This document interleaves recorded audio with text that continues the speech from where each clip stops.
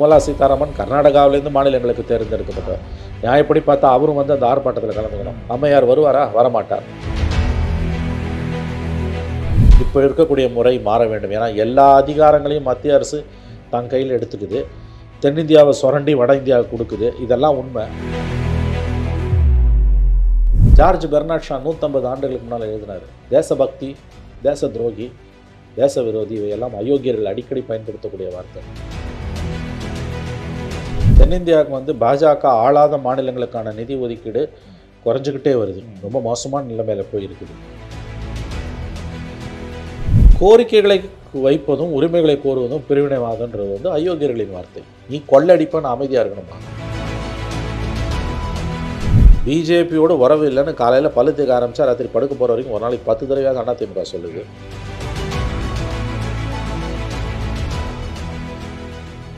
நிகழ் YouTube channel நேயர்களுக்கு வணக்கம். நம்மிடையே கலந்துரையாட வருகை தந்துள்ளார் மூத்த பத்திரிகையாளர் திரு மணி அவர்கள். அவர் வரவேற்று நிகழ்ச்சிக்குள் செல்லலாம். சார் வணக்கம். வணக்கம் சார். பட்ஜெட் கூட்டத்தொடர் நடந்துகிட்டு இருக்குது.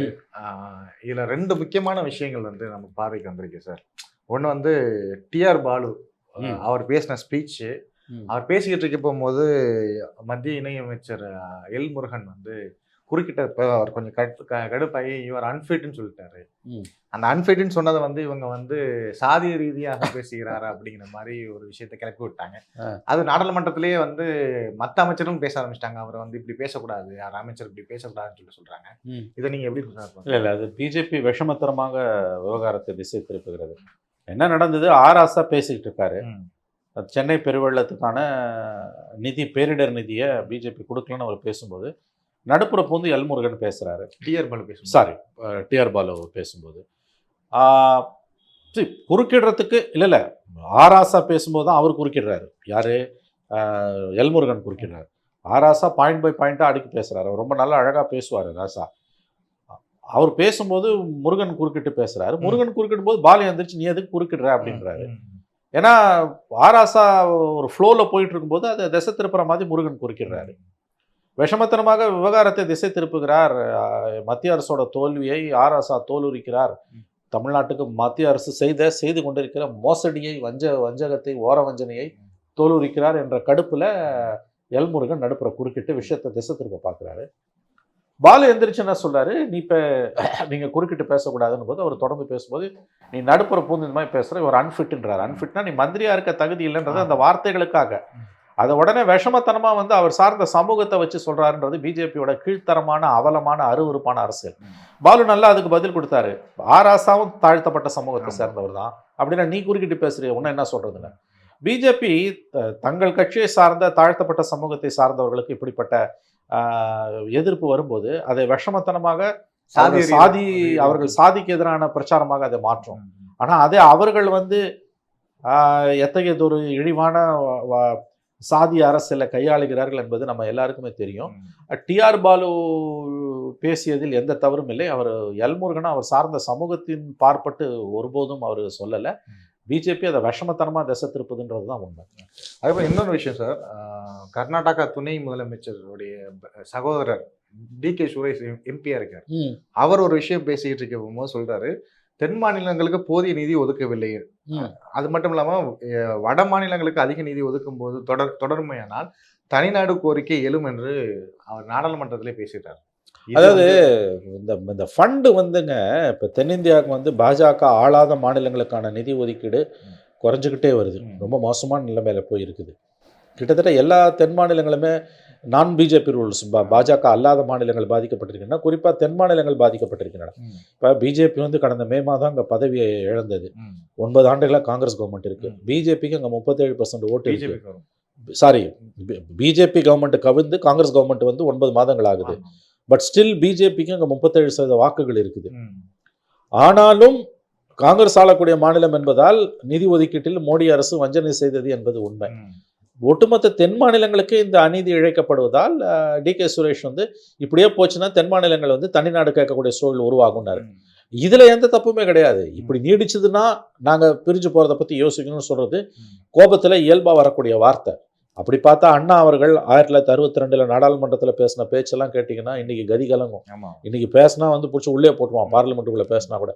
அந்த அளவுக்கு பேசியிருக்கிறார். நாங்கள் கட்டுண்டு கிடக்கிறோம் தான் அவர் சொன்னார். ஆமா. 1962 சீன யுத்தத்தின் போது தான் தனிநாடு கோரிக்கையை காங்கிரஸ் திமுக கைவிட்டது. கைவிடுறோமே தவிர அந்த கோரிக்கையினுடைய இது வந்து இன்னும் எதுவுமே ஆமா, அது வந்து அந்த கோரிக்கைக்கான நியாயங்கள் அப்படியே இருக்கின்றது தான் அவங்க சொன்னாங்க. ஆகவே நாடாளுமன்றம் என்பது வந்து எதை வேணா நீங்க அரசியல் ரீதியா பேசலாம், தனி மனித தாக்குதல்கள் இருக்கக்கூடாதே தவிர பொலிட்டிக்கலா ஒரு கருத்தை, ஒரு ஐடியாவை முன்னிறுத்துறது என்பதற்கான எந்த தடையுமே அங்க கிடையாது.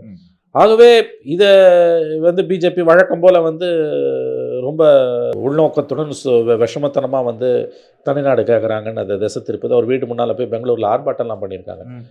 இதை இன்னைக்கு வந்து இப்போ திருச்சி இன்னைக்கு வந்து டெல்லியில் ஆர்ப்பாட்டம் நடக்குது. கர்நாடகா மாநிலம் மை கண்ட்ரி மை டாக்ஸ்ன்னு அவங்க போய் ஆர்ப்பாட்டம் பண்ணுறாங்க.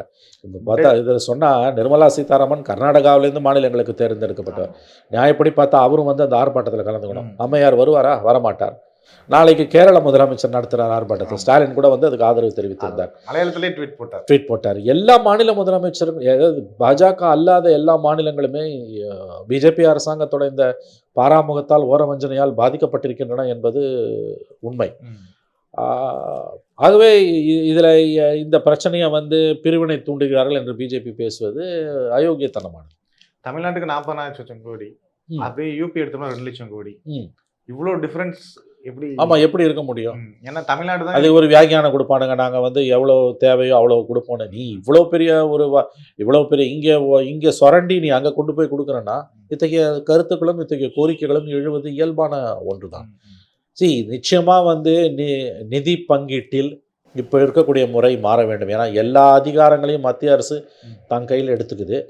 தென்னிந்தியாவை சொரண்டி வட இந்தியாவுக்கு கொடுக்குது. இதெல்லாம் உண்மை. அப்போ கண்டிப்பாக கேள்விகளும் சர்ச்சைகளும் கோரிக்கைகளும் எழத்தான் செய்யும். எனக்கு தெரிஞ்ச சில ஃபினான்ஸ் சார்ந்த நபர்கள்ட்ட பேசும்போது அவங்க இதுக்கு என்ன தீர்வாக சொல்கிறாங்கன்னா, ₹1 நம்ம டேக்ஸ் கட்டுறோம் அப்படிங்கிறோம்னா எல்லாத்துக்குமே ஒரு ஸ்லாப் வைக்க சொல்கிறாங்க. இவ்வளோ ஒரு 30%, 40% வந்து திருப்பி ரிட்டர்ன் கொடுக்குறோம். பேலன்ஸ் உள்ள அமௌண்ட்டை வந்து நம்ம எந்த மாநிலங்களுக்கு வந்து குறைவாக இருக்குதோ அதை நம்ம பிரித்து கொடுக்கலாம்.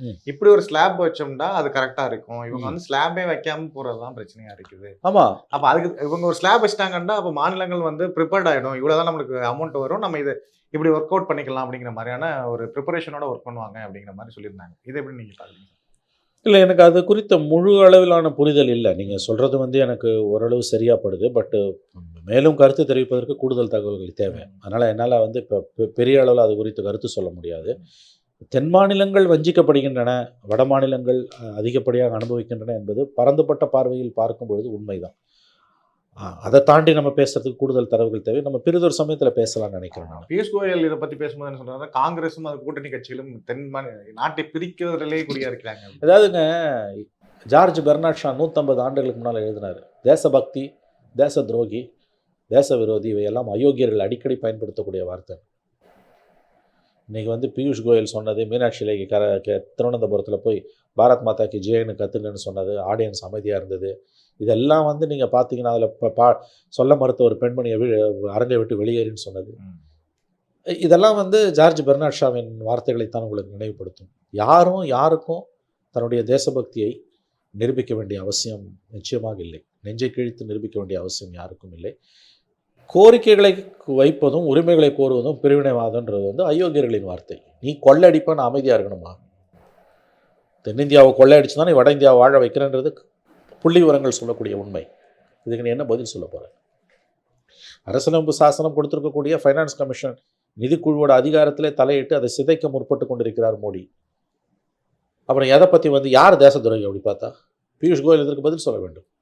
அதிகமான வரி கொடுக்கக்கூடிய டாப் 5 ஸ்டேட்ஸில் 3 ஸ்டேட்ஸ் தென் மாநிலத்தில் தான் இருக்குது. தென் மாநிலங்களில் தான் இருக்குது. அப்புறம் நீ கொண்டு போய் அங்கே கொடுக்குற. வடக்கு வளர்கிறது, தெற்கு தேய்கிறது. நாங்கள் இல்லை, தெற்கு வளர்கிறது, வடக்கும் இப்போ வந்து எப்படி போச்சுன்னா, அதாவது நீங்கள் எப்படி இதை பார்க்கணுன்னா, வடக்கு வளருது தெற்கு தேயுதுன்னு ஒரு காலத்தில் சொன்னாங்க. இன்றைக்கி அப்படி இல்லை, தெற்கு வளர்ந்து இருக்குது, வடக்கு வளராமல் இருக்குது. நீ தெற்கை சுரண்டி வடக்கு கொண்டு போய் கொடுக்குற. இந்தியா ஒரு நாடு என்பதில் நம்ம யாருக்குமே எந்த மாற்று கருத்தும் கிடையாது. India is one. அதில் நம்ம யாராவது பிரிவினைவாதம் கேட்டோமா? நிச்சயமாக இல்லை. 30 கோடி முகமுடையாள் ஒரு மொயம்புற ஒன்றுடையாள்லாம் பாரதி.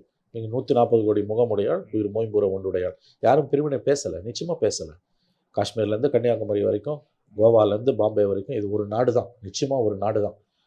ஆனால் நீ வந்து ஏற்றத்தாழ்வுகள் இருக்கும் பொழுது இந்த மாதிரியான குரல்கள் எழுவது இயற்கை. ஆகவே எல்லோருக்குமான அரசு அது என்னன்னு பார்க்கணுமே ஒழிய, இந்த கருத்துக்களை வெளிப்படுத்துபவர்களை முத்திர குத்துவதும், அவர்களை தேச துரோகிகள் என்பதும் அயோக்கியத்தனமான வார்த்தை. கடைசியா பிரதமர் என்ன சொல்றாருன்னா, பாஜக வரக்கூடிய தேர்தலில் 370 இடங்கள் வெற்றி பெறும், என்டிஏ கூட்டணி வந்து 400 இடங்களுக்கு மேல வெற்றி பெறும் அப்படிங்கிற மாதிரி ஒரு ஸ்டேட்மெண்ட் கொடுக்க முடிச்சு. 370 சீட்டு தனியாக பிஜேபி ஜெயிக்கும் அப்படின்னா எதற்காக போய் வந்து ஒவ்வொரு கட்சியாக உடைக்கிறீங்க? நிதிஷ்குமார்கிட்ட போய் ஏன் மண்டியிட்டீர்கள்? அவர் பல்டி மாமான்னா அந்த பல்டி மாமாவை உங்கள் மேலே சேர்த்து நீங்கள் மடியில் உட்கார வச்சுட்டிங்களே, அப்போ நீங்கள் யார்? அதிமுகலேருந்து எப்பயோ 40 வருஷத்துக்கு முன்னால், 30 வருஷத்துக்கு முன்னால், 20 வருஷத்துக்கு முன்னால் எம்எல்ஏவாக இருந்தவனால இன்றைக்கி ஒரு பெரிய பட்டாளத்தை திரட்டிட்டு போய் நம்முடைய அண்ணாமலை டெல்லியில் பிஜேபி ஆஃபீஸில் அவங்கெல்லாம் பாரத் மாதாக்கு ஜெயின்னு சொல்லிட்டு சேர்ந்துருக்காங்க. கொள்கை தங்கங்களாக பிஜேபிக்குள்ளே நுழைஞ்சிருக்காங்க. பிஜேபிக்கு வந்து எங்களுடைய அதிமுகவுக்கும் எங்களுடைய கதவுகள் திறந்திருக்கின்றன ஒரு பக்கம் அமித்ஷா சொல்கிறார், இன்னொரு பக்கம் அந்த கட்சியை உடச்சி கூட்டு போகிறீங்க. நீங்கள் தான் 370 சீட்டு ஜெயிக்கிறீங்கன்னா எதற்காக இந்த சித்து வேலை? நீங்கள் அடிப்படையில் அஞ்சி கொண்டிருக்கிறீர்கள். அதாவது இந்த காட்டுக்குள்ளே போகிறவன் இருட்டில் சத்தமாக பாடிக்கிட்டே போவான். அந்த மாதிரி தான் வந்து நாங்கள் 370 ஜெயிப்போம், 400 ஜெயிப்போன்றது. சமீபத்தில் அஜித் பவாருக்கே என்சிபி இப்போ பார்த்தீங்கன்னா அஜித் பவாரை உடச்சி தூக்கியாச்சு, சிவசேனா உடச்சி தூக்கியாச்சு, கொடுத்தாச்சு. சிவசேனா உடச்சாச்சு, சுக்லா. அதிமுக மட்டும் கைவிடு. ஜார்க்கண்டில் முதலமைச்சரை உள்ள பிடிச்சி போட்டாச்சு.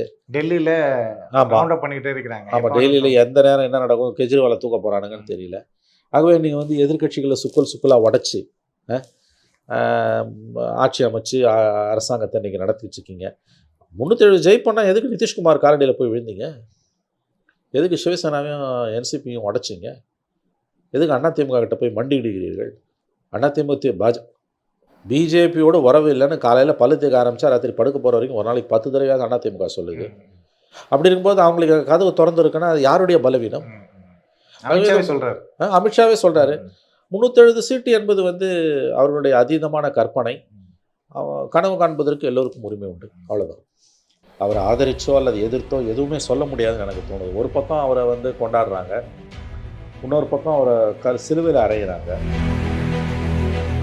இப்போ விஜயன்ற ஒரு நடிகர், நீண்ட காலமாக அரசியலுக்கு வருவார் என்று எதிர்பார்க்கப்பட்ட ஒரு நடிகர் தான் அரசியலுக்கு வந்து விட்டதாக ஒரு செய்திக்குறிப்பு வெளியிட்டிருக்கிறார். நம்ம ஏற்றுக்கிட்டு தான் ஆகணும் அதை.